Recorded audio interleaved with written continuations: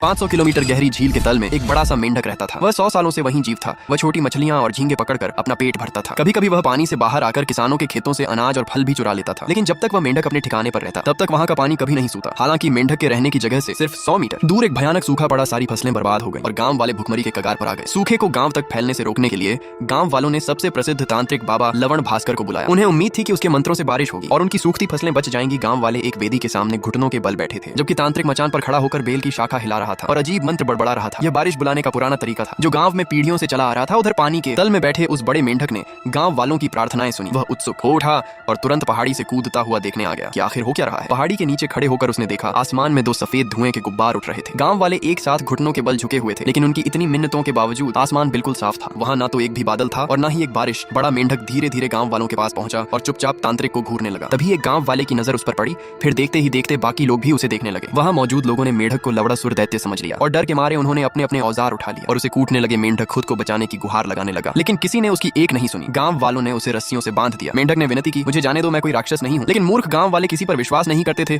उन्होंने उसे वेदी पर रख दिया, यह सोचकर कि शायद इससे बारिश आ जाएगी। अब मेंढक वेदी पर बंधा हुआ आसमान की ओर देख रहा था। गर्म सूरज की किरणें उसकी त्वचा को झुलसा रही थी। धीरे धीरे उसके शरीर की नमी पसीने में बदलकर बहने लगी। उसने करुण स्वर में आसमान की ओर देखा और कहा, मैं तो बस एक छोटा सा मेंढक हूँ जो पानी के तल में रहता था। मैंने किसी का कुछ नहीं बिगाड़ा, फिर भी आज मेरे साथ ये हो रहा है। गांव वालों ने उसे पूरे दिन बदी पर बांध कर रखा। अगले दिन सुबह मेंढक ने अपनी ही भाषा में बारिश की प्रार्थना करनी शुरू की और तभी कुछ अजीब हुआ। आसमान का रंग बदलने लगा। चिलचिलाती धूप अचानक काले बादलों से ढक गई और दिन का उजाला रात के अंधेरे में बदल गया। फिर आसमान से बारिश की मोटी मोटी बूंदें गिरने लगी। बारिश को महसूस करते ही गांव वाले खुशी से झूम उठे। वे आसमान की ओर हाथ उठाकर नाचने लगे और तभी वो एहसास हुआ कि यह सब उस मेंढक की वजह से हुआ है। वे दौड़कर वेदी पर पहुंचे ताकि उसे आजाद कर सके, लेकिन जब उन्होंने मेंढक को खोला तब तक मेंढक टपक चुका था। क्या आपके यहाँ बारिश होती है?